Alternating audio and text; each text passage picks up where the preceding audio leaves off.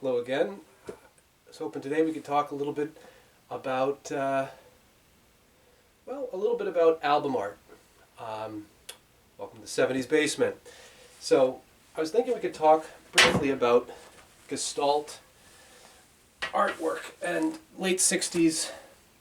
I guess you would call it psychedelia, but it featured kind of unique imaginations that you could really only capture in a large album. So let's do Santana here. I want to say this is 1969. This is one of their bigger albums. You can see it had hits like Evil Ways, Soul Sacrifice. So what I found kind of fun about this album, though, is if you really look at it, so you just sort of see it's a lion. But what else do you see? And this is what would be considered a Gestalt image. So if you look closely, it's a lion, but it's sort of the composite of a face, a face. How many faces can you see? What all can you see here? If you look closely, you see legs, one face, one face, one face, a head, a face looking down with almost a turban on it. The whiskers here are a face, another face. Kind of imaginative, and you couldn't capture that on a CD. You really need sort of this 12-inch picture to fully get that. Let's see if I can get you another album that has something similar. Now,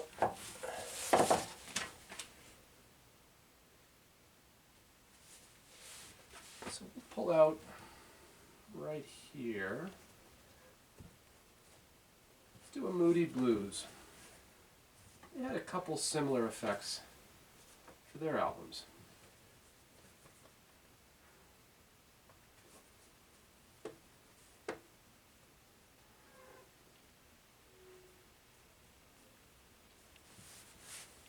This is from 1968. It's In Search of the Lost Chord.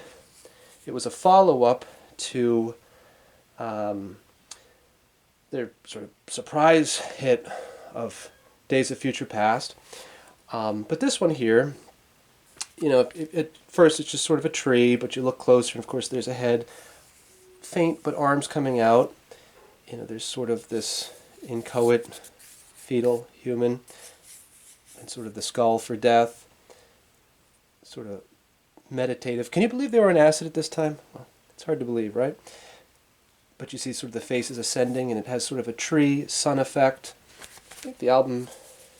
Let's see what else it features here. Let's explore this. One's kind of weird. I haven't seen it in a while. So you can see, this is 1968. Just, a couple of years earlier, America was listening to, the Four Seasons and Frankie Valli. There's quite a switch. It's kind of amazing how quick the psychedelic era took hold. This is, I think, very early on in 1968. But yeah, they're saying that this is a yantra. I'm not even familiar with that. But they were, at that time, into meditation. They were also very close with the Beatles. I think there was kind of a narrow psychedelic scene in England at the time, and the players probably knew each other quite a bit. I know that here's the members of the band. Mike Pinder, who's the pianist and mellotron player, introduced the mellotron to the Beatles, many other bands. He was sort of I guess you could say he kind of proselytized the use of the mellotron. He was sort of a missionary to spread its use. But he was good friends with John Lennon. So I think there's a little bit of an overlap of ideas in terms of meditation. There's a similar interest in transcendentalism. But you can sort of see that expressed in some of the artwork. I wanted to try to find, I got to dig it out, but I have another one of their albums that has a little bit more of the hidden imagery. Along the lines of hidden imagery, I'm thinking we'll pivot at some point into hidden messages. And we can talk about, there was, at one point, a bit of a hysteria regarding secret messages in songs. You have two types of, basically, if you played the song backwards, you'd hear some hidden message. And there was two kinds. There's reverse speech, which is kind of incidental. You play a song backwards and it just kind of sounds, it's garbled, but it can kind of sound like a sentence. And then on the other hand, you have what's called backmasking, where you intentionally put something backwards. Now that tended to start, became popular, most noticeable with the Beatles. You know, you have the White Album, number 9. You play it backwards, and it's "You Turn Me On, Dead Man." We can play some of those another time. A band that really took it and had fun with it was Electric Light Orchestra. But an example of reverse speech where it wasn't backmasked was Led Zeppelin's "Stairway to Heaven." I can play that backwards for you at some point as well.